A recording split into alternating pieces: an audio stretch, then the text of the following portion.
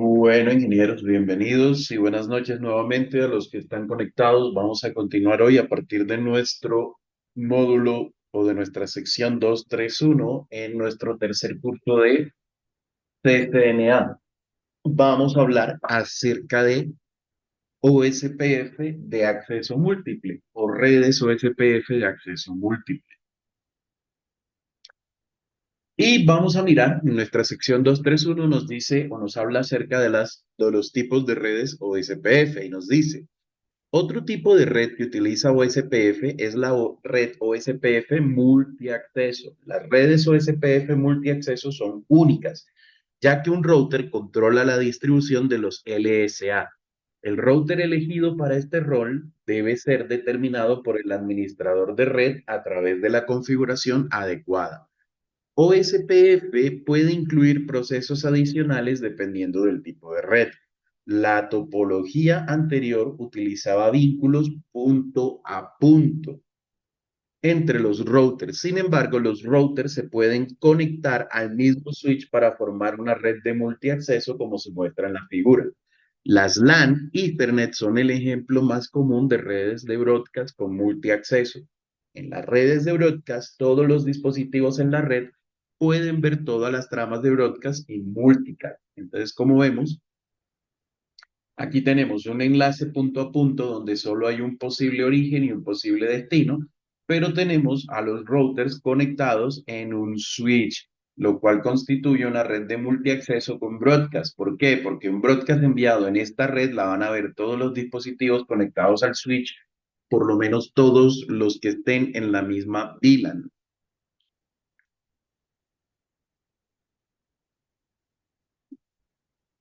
Como veíamos ayer, cuando tenemos redes de multiacceso, tenemos la necesidad de elegir un router designado y un router designado de backup. A ver, aquí hay detalles, como que en las redes multiacceso, esos anuncios de estado de enlace eh, que recibe el DR y el BDR usan la dirección IPv4 multicast 224.0.0.5, que está destinada al grupo multicast de todos los routers OSPF. Esa dirección, señores, de multicast de todos los routers OSPF, apréndansela. Esa puede salir como pregunta en el examen. También se elige un router designado de backup. ¿Para qué? Para que tome la función del router designado en caso de que el router designado principal falle. Todos los otros routers, es decir, los routers que no son ni routers DR ni BDR, se convierten en routers DR others u otros routers. Es el nombre que se les da. Esto lo vamos a ver en algunas consultas del iOS que vamos a hacer, en algunas consultas del protocolo, en algunos comandos de diagnóstico. Todos los routers que no son ni DR ni BDR ya no utilizan la dirección 224.0.0.5, sino que utilizan la dirección 224.0.0.6. En la figura vamos a ver que tenemos los routers DR y BDR y tenemos R1, R5 y R4 que son DR Others, son el tipo de router que tenemos. Esto es una animación, vamos a mirar. La animación nos muestra que las adyacencias solamente se forman con el DR y el BDR. Por ende, todos los anuncios de router desde estado de enlace se le envían a los DR y a los BDR. Y perdón, y el BDR es el encargado de redistribuir las LSA.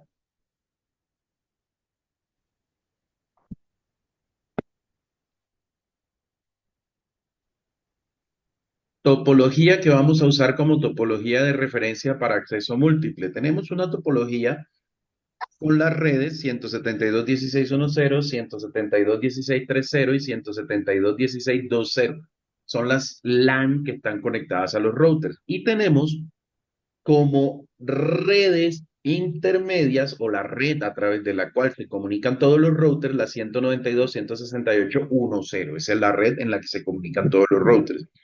Y dentro de esa red El R1 tiene la dirección 1, el R3 la 3 y el R2 la 2. Y dentro de cada LAN, cada router tiene la primera dirección de la red. Los IDs de router se establecen en 1.1.1.1, 2.2.2.2 y 3.3.3.3. Por ende, el DR será el router 3. ¿Por qué? Porque tiene el router ID más alto. El siguiente router ID más alto, que sería el 2222, se convierte en el router designado de backup o BDR. Todos los routers están en el área 0. ¿Por qué? Porque estamos trabajando OSPF versión 2 es única área o de área única o single area, como lo van a encontrar en inglés. A ver, para verificar los roles de los routers, utilizamos el comando showIP o SPF interface. ¿Y qué vamos a tener como salida? En el router 1, showIP o SPF interface gigabit Ethernet 0, que es la interfaz. ¿Por qué lo hacemos ahí? Porque es la interfaz que tiene como vecinos a otros routers. Por eso lo hacemos aquí. Esta interfaz que va hacia la LAN, esta otra que va hacia la LAN y esta otra, deberíamos marcarlas como interfaces pativa, por todo lo que vimos ayer. Entonces, en este caso, ¿qué estamos viendo? Estamos viendo dentro de las cosas que nos interesan el estado del OSPF. Y aquí nos dice, el estado es DR Other. La prioridad es 1, el router designado es 3.3.3.3. Y la dirección de la interfaz es esta. Nos muestra también cuál es el router designado de backup o el BDR y nos muestra su ID y nos muestra su dirección IP en la interfaz que está habilitada para OSPF. Aquí vemos también el conteo de vecinos. ¿Cuántos vecinos tiene router 1? Tiene de vecino al router con el ID 2 y al router con el ID todo en 3. El router con ID 2 es el router designado de backup y el router con ID 3, lo estoy resumiendo, no es 3.3.3.3, es el router designado. En el router designado de backup, ¿qué nos dice? Miren que R1 dice, oiga, soy un DR other, es decir, no soy ni el BDR ni el DR. En el router 2 nos dice que él es el router designado de backup. Y nos dice que el router designado es el 333. Esta información es exactamente igual a la que nos mostraba el router 1, porque el router designado y el designado de backup son el mismo para todos los demás routers. Y nos dice que el router designado de backup es el 222, que es el mismo. Y nos dice que cuáles vecinos tiene. Aquí ya la información sí cambia. Nos dice que tiene un router vecino, que es el que tiene el ID 1, y tiene un router vecino, que es el que tiene el ID 3. ¿Listo? Y el DR nos va a decir, oiga, mi estado es que soy el DR. Y la prioridad del DR es 3.3.3.3. El BDR es el 2.2.2 con toda su información que antes habíamos visto y tiene dos vecinos también, el 11 y el 2222. El 222 es el designado de backup y el 11 es un DR other, aunque aquí no lo pongo. ¿Listo? Verificación de adyacencias. ¿Cómo verificamos las adyacencias entre los routers? Una adyacencia, recuerden que es el primer paso para establecer la red DR, para poner en funcionamiento el proceso de la red OSPF, es establecer adyacencias, ¿sí? Es decir, enviar y recibir paquetes hello de los otros routers. Con todos los routers con los que se haya establecido adyacencia, lo vamos a poder verificar. Cuando nosotros utilizamos el comando show IP o SPF neighbors, vamos a ver que esto traduce show IP o SPF vecinos. Nos va a mostrar el estado o el tipo de relación que tiene el router en el que estamos haciendo la consulta con esos otros routers. Esos estados de adyacencia pueden ser full DR other. ¿Qué significa cuando vemos una adyacencia full DR other?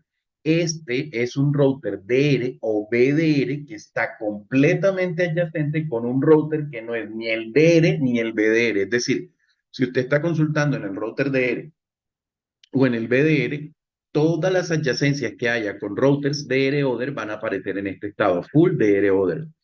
Full DR, este router está completamente adyacente con el vecino DR indicado. Estos dos vecinos pueden intercambiar paquetes hello y actualizaciones, consultas, respuestas y acuses de recibo. Es decir, este router donde estoy consultando no es ni un DR ni un DR Other, pero esta adyacencia la está estableciendo con el DR. Lo mismo pasa con el full BDR y two-way DR Other. El router donde estoy haciendo la consulta no es ni el DR ni el BDR y tiene una relación o una adyacencia con otro router que no es tampoco ni el DR ni el BDR. Estos dos vecinos solamente intercambian paquetes hello. Perdón. Y aquí podemos ver, si hacemos un show IP o SPF neighbor en router 1, que es un DR other, es decir, no es ni el DR ni el BDR, vamos a ver que tiene la adyacencia full BDR con el router designado de backup y una adyacencia full DR con el router DR. Aquí, si la consultamos en el router 2, que es el router BDR, vamos a ver que tiene una adyacencia completa de full DR Other con el router 1 y tiene una adyacencia full DR con el router 3. ¿Eso qué quiere decir? Este DR Other quiere decir, oiga, yo soy el DR o el DR de backup y tengo una adyacencia completa con el ID 1. Aquí ya podemos ver que el router donde estoy consultando no es el DR. ¿Por qué? Porque tiene una adyacencia completa con el DR, que es el router 3. Y en el router 3 vamos a ver que también tiene una adyacencia completa de R-Other con el 1.1.1 y una adyacencia completa con el BDR. Aquí podemos establecer inmediatamente que este router donde estoy es el router DR. ¿Por qué? Porque no tiene ninguna adyacencia con el DR, pero sí tiene una adyacencia con el BDR. ¿Por qué no vemos en ningún caso este tipo de adyacencia, el two-way o de DR-Other? Porque esa adyacencia solamente se va a dar entre dos routers que ninguno de los dos sea ni el DR ni el DR de backup. ¿Claro hasta ahí? ¿O alguna duda?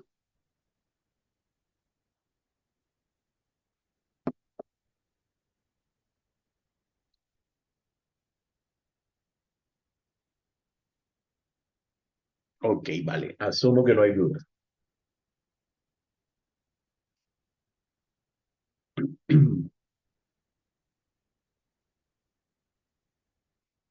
Proceso de elección del DR y el BDR, proceso predeterminado para elegir el DR y el BDR. Vamos a ver, los routers en la red seleccionan el DR, seleccionan, perdón, como DR al router con la prioridad de interfaz más alta. Las prioridades OSPF de interfaces son valores que vienen por defecto establecidos en uno, pero pueden ser valores colocados entre 0 y 255, pero por defecto todas vienen en uno. Por eso es que se utiliza el router ID. El router con la segunda prioridad más alta será elegido como el BDR. La prioridad puede configurarse en cualquier número entre 0 y 255. Si el valor de la prioridad de la interfaz es 0, la interfaz no puede elegirse como DR ni como BDR. La prioridad predeterminada de la interfaz es 1. Por lo tanto, a menos que se configure de otra manera, todos los routers tienen el mismo valor de prioridad y deben depender de otro método para diferenciarse durante la elección del designado y el designado de backup. Si las prioridades de interfaz son iguales, se elige como designado al router con el ID más alto y como designado de backup al siguiente router con el ID más alto. Recuerden que el ID se determina de alguna de tres maneras, o se configura manualmente, o se toma de una interfaz loopback con dirección IPv4 configurada, o se toma de la interfaz activa con IPv4 configurada más alta. Este es el proceso. En este caso, pues se eligió a través del router ID porque las prioridades de interfaces no se modificaron. Recuperación y falla del DR. A ver, esto es importante y suele ser pregunta de examen. Una vez que el DR se elige, permanece como DR hasta que se produce alguna de las siguientes situaciones. El propio DR falla. El proceso USPF del DR se detiene. ¿Cómo se puede detener el proceso del DR? Por una falla del sistema o porque usted hace el comando clear IP USPF process que vimos ayer. O la interfaz multiacceso en el DR falla o se apaga. Si el DR falla, el BDR asciende automáticamente a DR. Esto ocurre incluso si se agrega otro router DR Other con una prioridad de router ID más alta en la red, después de la elección inicial del DR o el BDR. Sin embargo, después que el BDR es promovido a DR, se produce una nueva elección del BDR y el DR Other con la prioridad más alta se elige como BDR. Esto traducido a buen castizo, ¿qué significa? Usted tiene tres routers, uno con ID 1, otro con ID 2 y otro con ID 3. El ID 3 va a ser el DR o el designado y el que tiene ID 2 va a ser el designado de backup. ¿Qué pasa si usted, sin que ocurra ningún fallo en la red, conecta un router con el ID 4? Es decir, con el ID puesto en 4.4.4.4. No pasa absolutamente nada. El 3 sigue siendo el DR y el 2 sigue siendo el BDR. ¿Qué pasa si el DR falla? Pues el 2 asume la labor de DR y se elige otro BDR. ¿Cuál va a ser ese otro BDR? Pues el que tenga el ID más alto, que lógicamente será el 4 que acabamos de elegir. Listo. Entonces aquí tenemos el caso. Este falla. Listo, el que estaba como DR falla. Se vuelve a unir a la red. ¿Qué pasa cuando se vuelve a unir a la red? Este router que había fallado. Cuando falló, resulta que el 2 se convirtió en DR y el siguiente ID más alto, que era el 1, y de hecho era el único que había, se convierte en designado de backup. ¿Qué pasa cuando el R3 vuelve? No pasa nada, simplemente se adiciona a la red como un DR other. ¿Por qué? Porque el DR y el BDR ya están elegidos. Se suma un R4 a la red, se suma un R4 a la red que tiene un ID de 444. ¿Qué pasa cuando se suma a la red? Queda como DR Other, no importa que tenga el ID más alto de todos. Ya el DR y el BDR se habían elegido.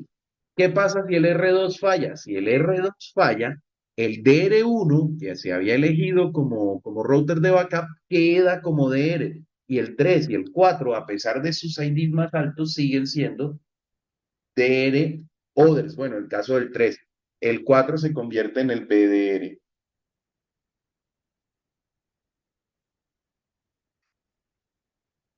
Listo. A ver. El comando IP OSPF Priority. Usted puede modificar la prioridad de la interfaz. ¿Para qué? Para elegir el DR por prioridad de la interfaz.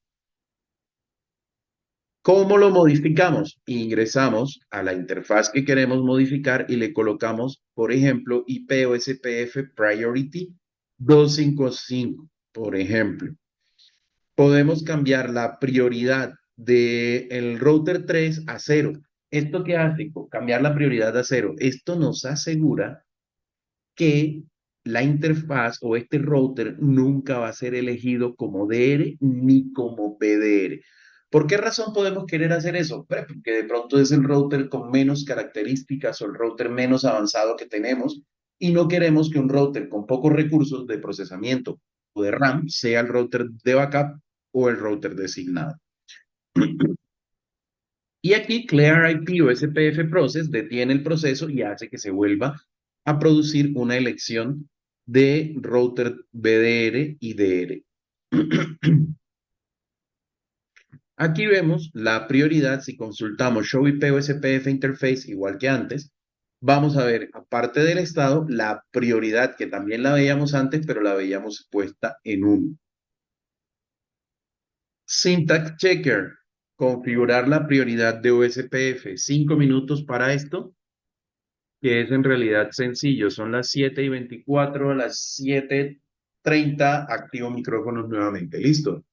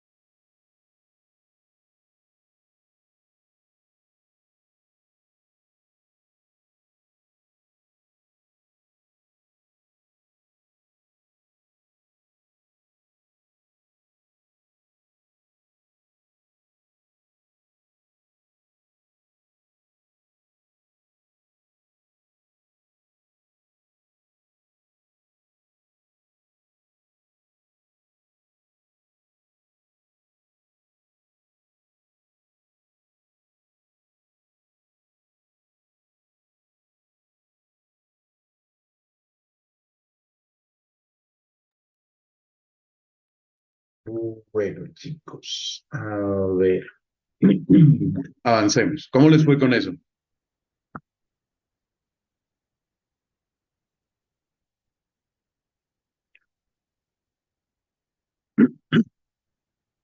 A ver, señores.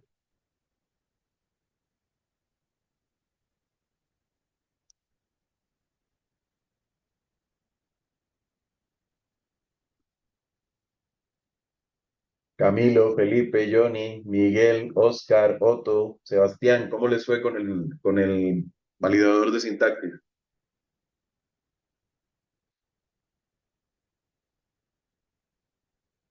Bien, bien, bien, Inge. Bien, Inge. Vale. Bueno, listo. Modificaciones. Hay un packet tracer, pero lo vamos a hacer al final vamos a avanzar un poquito más y lo vemos después. Modificación de OSPF de área única. Vamos a ver. El packet tracer es el 2311. 23. Ok.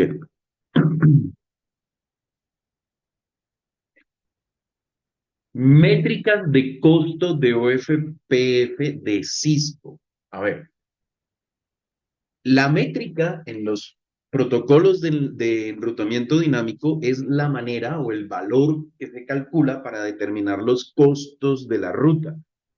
Cada protocolo tiene una manera de calcularla. Por ejemplo, el RIP del que hablábamos al principio del capítulo ayer, la calculaba como el conteo de saltos, independientemente del ancho de banda de las interfaces. El router decía, venga, para llegar a esta red, o el protocolo decía, para llegar a la red a través de esta ruta tengo que atravesar tres routers y para llegar a través de esta otra tengo que atravesar solo dos. Entonces, para él, la ruta donde atravesaba dos routers era mucho mejor que la ruta por la cual atravesaba tres. Sin embargo, la ruta por donde atravesaba dos podía ser una ruta de acceso telefónico muy lenta y la otra ruta podría ser una ruta muy rápida porque podría ser una ruta gigabit o 10 gigabit de Ethernet. Entonces, eso era una desventaja. Por eso, protocolos como SPF utilizan el costo relacionado al ancho de banda. ¿Cómo se calcula el costo? ¿Sí? El costo de la ruta se calcula o, dividiendo el ancho de banda de referencia, que es un valor que nosotros podemos establecer, entre el ancho de banda de la interfaz. El ancho de banda de referencia predeterminado es un valor de 10 a la 8 o de 100 millones. Por tanto, la fórmula es 100 millones de bits por segundo dividido entre el ancho de banda de la interfaz. Eso funcionaba bien. Funcionaba bien al principio porque teníamos interfaces Ethernet y Fast Ethernet. Entonces, cuando teníamos interfaces Ethernet y Fast Ethernet, los cálculos nos daban que una interfaz Ethernet tenía un costo de 10 y una interfaz Fast Ethernet tenía un costo de 1. Pero ¿qué pasa cuando llegan o aparecen las interfaces Gigabit Ethernet, 10 Gigabit de Ethernet y todavía las interfaces más grandes? Lo que ocurre es que la división entre el ancho de banda de la interfaz, el ancho de banda teórico en bits de la interfaz y el ancho de banda de referencia daba 0.1 para la interfaz Gigabit Ethernet y 0.01 para la interfaz 10 Gigabit Ethernet. Pero ¿qué ocurre? Que ese valor de costo es un valor entero. Entonces no podemos usar valores decimales, no podemos usar 0.1 ni 0.01 y se resumían o se redondeaban a 1. ¿Eso qué quiere decir? Que el protocolo calcula igual el costo para una fast Ethernet que lo que tiene son 100 megabits que para una gigabit de Ethernet que tiene un gigabit o para una 10 gigabit de Ethernet que tiene 10 gigabit. Por eso nosotros debemos ajustar el valor de ancho de banda de referencia.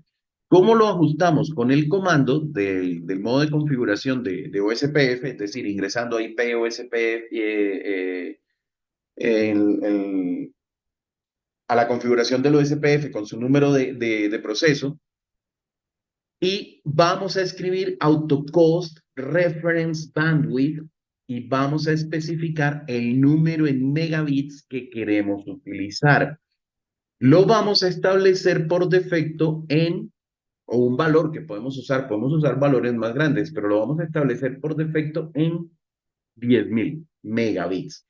¿Eso qué quiere decir? Que ahorita mismo nos van a dar con ese valor, la división, nos va a dar 1 para una interfaz 10 gigabit, 10 para una interfaz de gigabit, 100 para una interfaz fast Ethernet y 1000 para una interfaz Ethernet. Y con eso hemos solucionado el problema. ¿Listo? Con eso hemos solucionado el problema. Ahora, esta modificación, vamos a ver si lo encontramos por ahí, el comando, la advertencia que nos da. Vamos a ver. Bueno, no está. No está el comando y por eso no estamos viendo la advertencia, pero ¿qué ocurre? Esto debe ser coherente entre todos los routers. Es decir, si nosotros modificamos el ancho de banda de referencia de un router, tenemos que modificarlo y establecerlo en el mismo valor en todos los routers. Si no, los cálculos de costo de ruta no van a tener coherencia entre un router y otro. ¿Listo hasta ahí? ¿Claro hasta ahí? Ahora, ¿cómo se calcula el ancho de banda? El ancho de banda hacia una red se calcula sumando los costos acumulados de la ruta, sumando los costos acumulados de la ruta.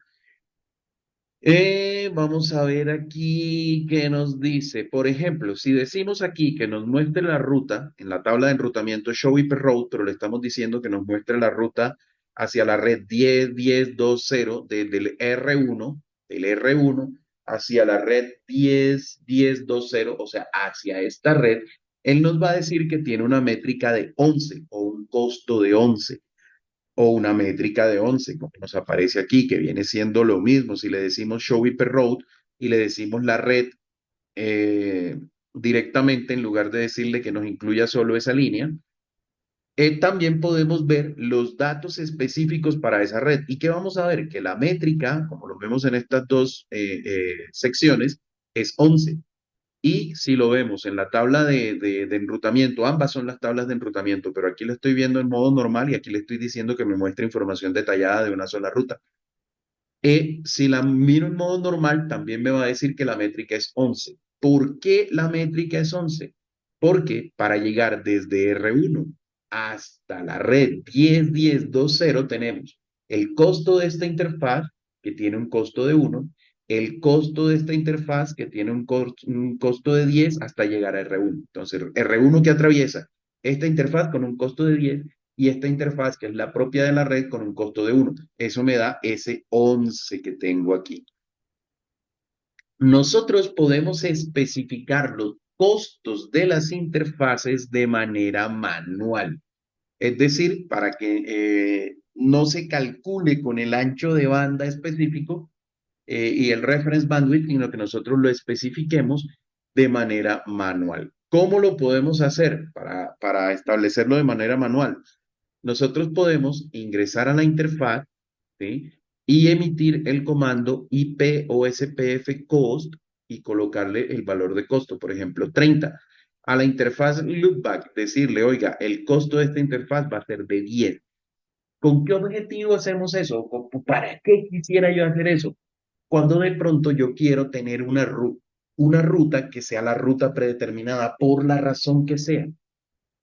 ¿Sí? Por la razón que sea, yo quiero establecer una ruta como ruta predeterminada o quiero hacer que una ruta no se utilice y le coloco un valor de referencia, un valor de costo un poco más alto. Como vemos, aquí hemos modificado en R1, hemos modificado el costo de la interfaz loopback, le pusimos 10 y al costo de esta interfaz le colocamos 30.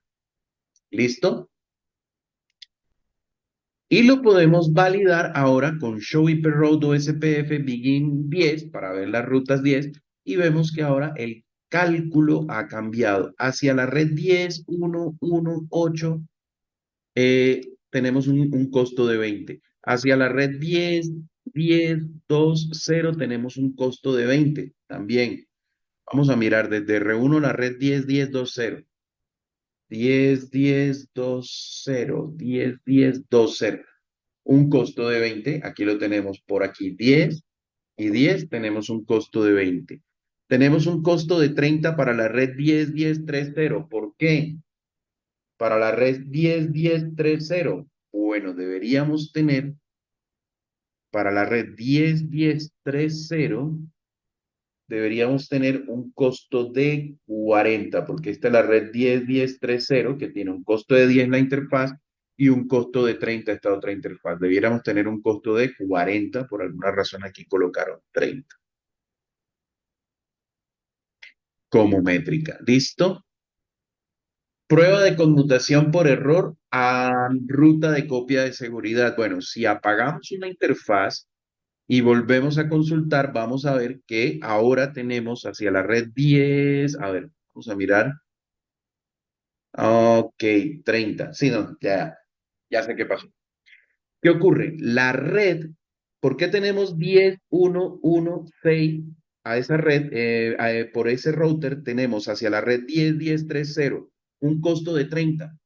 ¿Por qué? Porque recuerden que OSPF va a escoger la ruta más corta. Entonces, ¿qué ocurre? Si me voy por aquí, por esta interfaz derecho, voy a tener 10 y 30, voy a tener 40 de costo. Entonces, ¿qué hace el router? El router sabe que hay otra ruta porque las ha recibido que tiene una interfaz con un costo de 10, otra interfaz con un costo de 10 y tenemos ¿cuánto? 20. Y la interfaz de la LAN que tiene un costo de 30. Ahora sí ya me cuadra el tema. Entonces tenemos que el costo hacia mi red es 30. Ahora, si apagamos la interfaz Gigabit Ethernet 00 en router 1, es decir, apagamos esta interfaz, perdón, esta interfaz en el router 1, ¿qué ocurre? Inmediatamente consultemos, vamos a ver que ahora tenemos la misma ruta, pero con un costo de 40. ¿Por qué? Porque ahora sí ya no está yendo a través de esta interfaz porque la desactivamos, sino está yendo a través de esta nueva ruta. ¿Listo? ¿Dudas hasta ahí? No, señor. Ok, bueno. Otro syntax checker, modificar los valores de costo para R2 y R3. Ahora sí les doy R2, loopback 0, 10 minuticos, 246 el syntax checker. Son las 7:43, 7:50, 7 minutos. A las 7:50 activo micrófono nuevamente.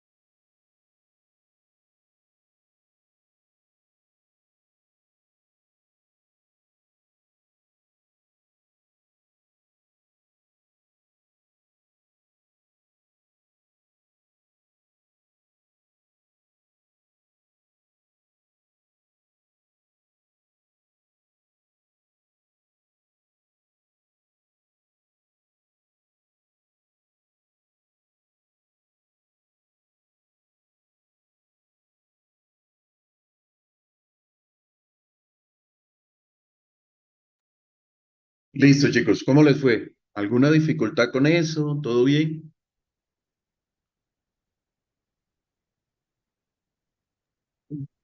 Seguir repasando.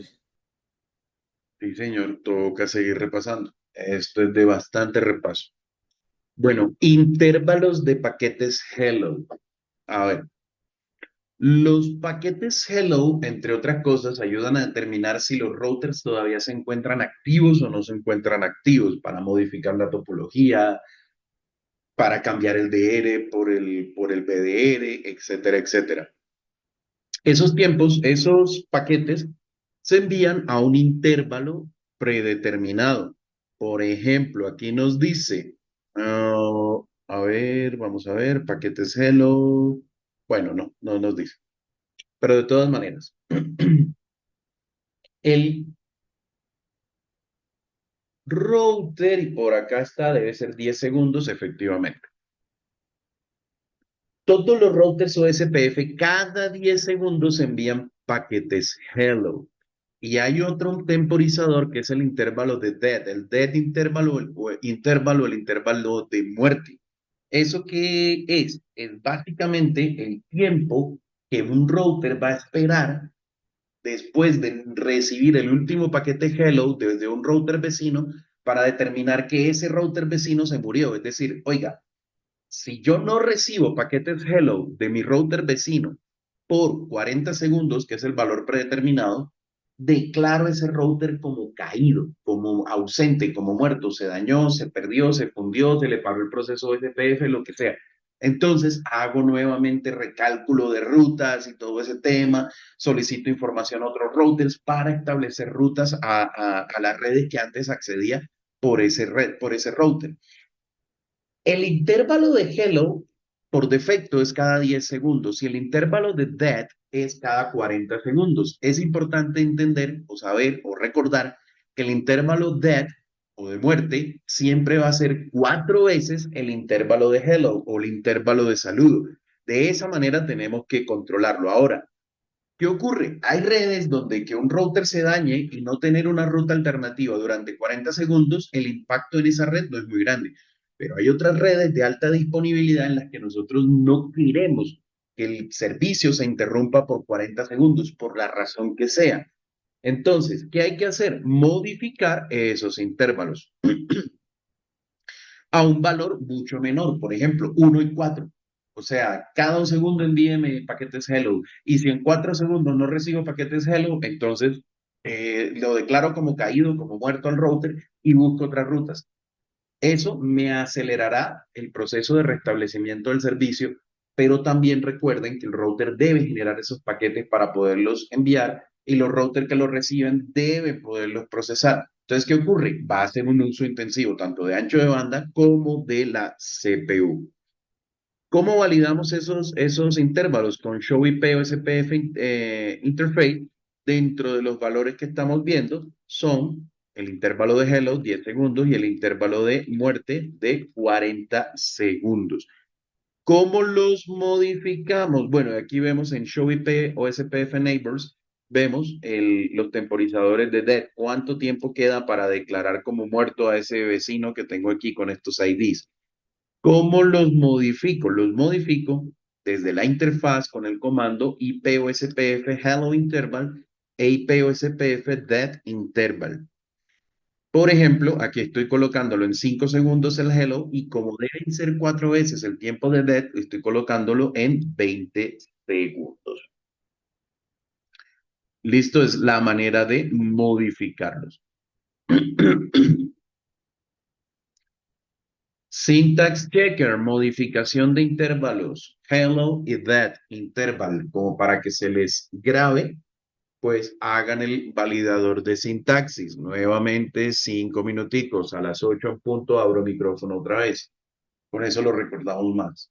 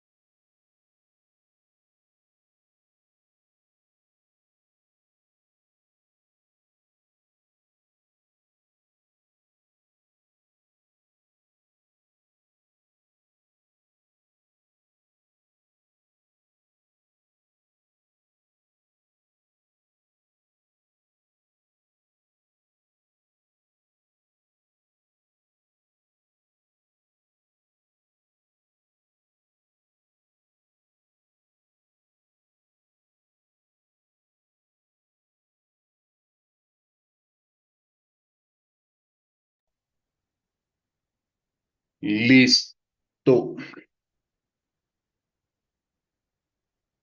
A ver.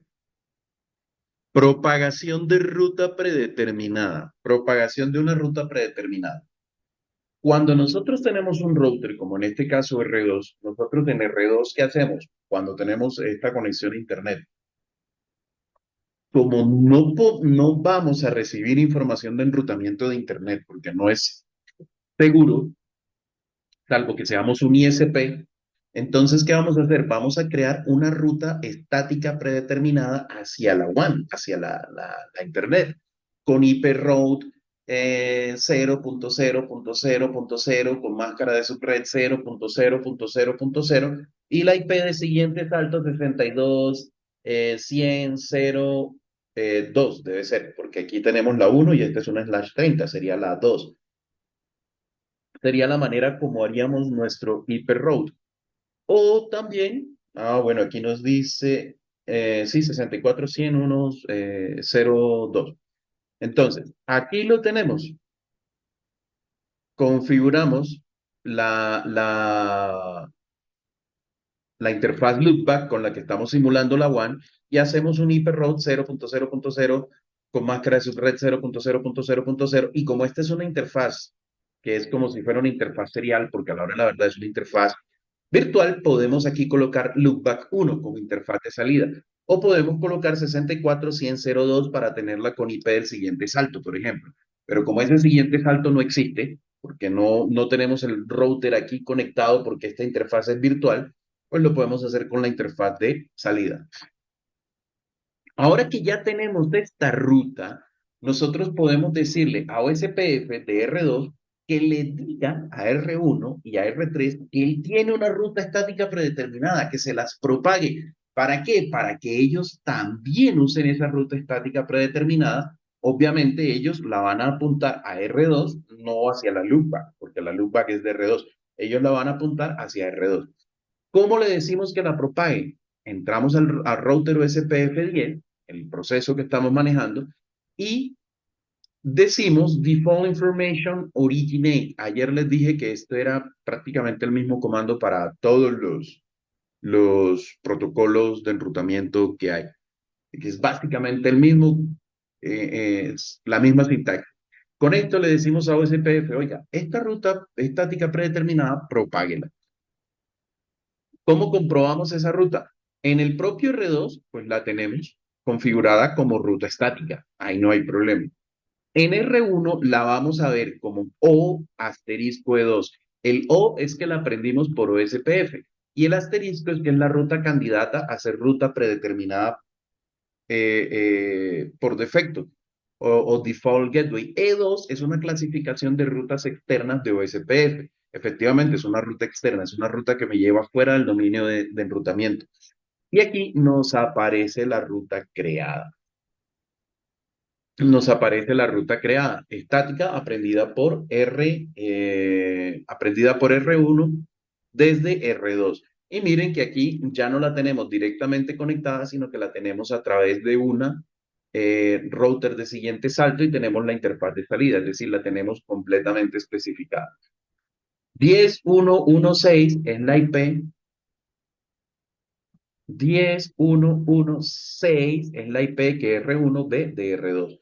En R3, ¿cómo nos va a aparecer? Nos va a aparecer también la misma ruta a través de 10.1.1.9. Vamos a mirarla en R3. En R3 nos aparece la misma ruta aprendida por OSPF a través del 10.1.1.9 y su interfaz Gigabit Ethernet 001. Esta es la interfaz local, no la del router 9. Y de esa manera, pues la propagamos. Verificación de USPF de área única. ¿Cómo verificamos los vecinos de USPF? Para verificar USPF nosotros tenemos varios comandos. El show IP USPF neighbor, que nos permite verificar los vecinos. Show IP protocols, que nos permite ver características de los protocolos de enrutamiento independientemente de si es USPF o es otro. Show IP OSPF, que también nos muestra información del protocolo SPF, y Show IP OSPF Interface, que nos muestra información de la interfaz específica que le coloquemos allí con relación a OSPF. Aquí el Neighbors nos muestra que tenemos vecinos al 3333 y al 2222. Y este estado full quiere decir que el enlace es un enlace punto a punto. Entonces no tenemos un DR-ODER, un DR PDR, ni absolutamente nada de este rollo. El Show IP Protocols. El Show IP Protocols nos muestra el protocolo de enrutamiento, que es OSPF, y el número de proceso 10. Nos muestra el ID de este router. Nos muestra las interfaces que estamos publicando, ya sea con el comando network o con el IP OSPF área de cada interfaz, todas las interfaces que estamos utilizando. No nos aparece aquí información de interfaz pasiva, no hemos configurado ninguna, y nos aparecen también de una u otra forma los routers de los que estamos recibiendo información de enrutamiento. El Show IP OSPF nos muestra dentro de los datos que nos importan para este curso el ID de proceso, el ID de router, y nos muestra el área a la que pertenecemos, que es el área 0. Y nos muestra cuántas veces se ha ejecutado el algoritmo de OSPF, es decir, cuántas veces ha habido actualizaciones de la topología. Configuración de la interfaz OSPF nos muestra dentro de las cosas importantes, si decimos show IP OSPF interfaz gigabit Ethernet 0/0/0, nos muestra el ID de proceso, el ID de router, el tipo de red, que recuerden que puede ser point to point o puede ser una red de broadcast, el costo de la interfaz, que está establecido en 10, y nos muestra el número de vecinos que tenemos con esta interfaz, que es el vecino 2222. El Show IP OSPF Interface Brief nos va a mostrar todas las interfaces que están participando en el proceso OSPF con su dirección y su máscara de subred, con su dirección y su máscara de subred, el costo que tiene cada interfaz, el tipo de red point to point y el número de vecinos que tiene, el número de vecinos que tiene la interfaz. Verificar OSPF de área única, otro validador de sintaxis. Hagamos por favor este validador de sintaxis 265. 265, de acuerdo a esta topología.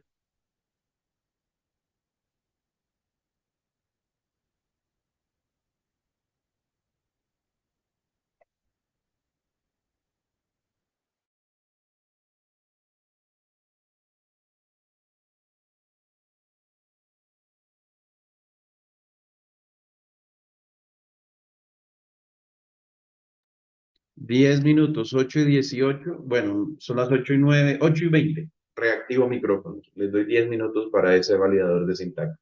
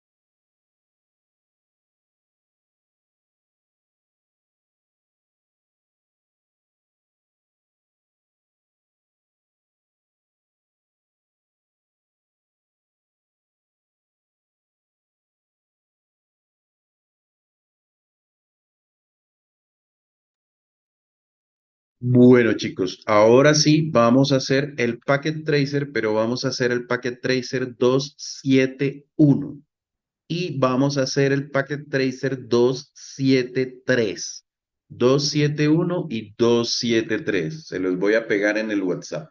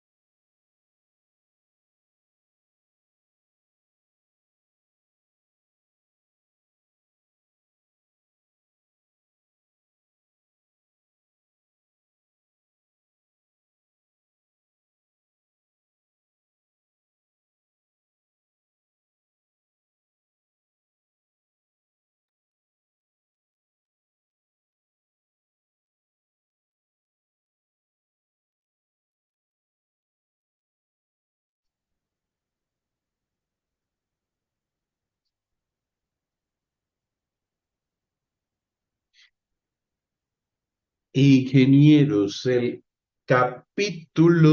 módulo 3, conceptos de seguridad en redes, es totalmente teórico. Entonces, por favor,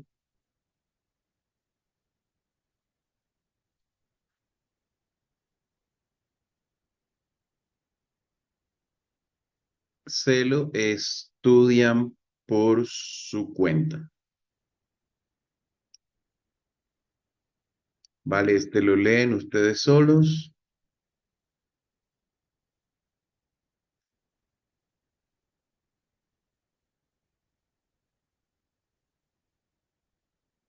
y nosotros continuamos desde el módulo 4, ACLs y configuración de ACLs.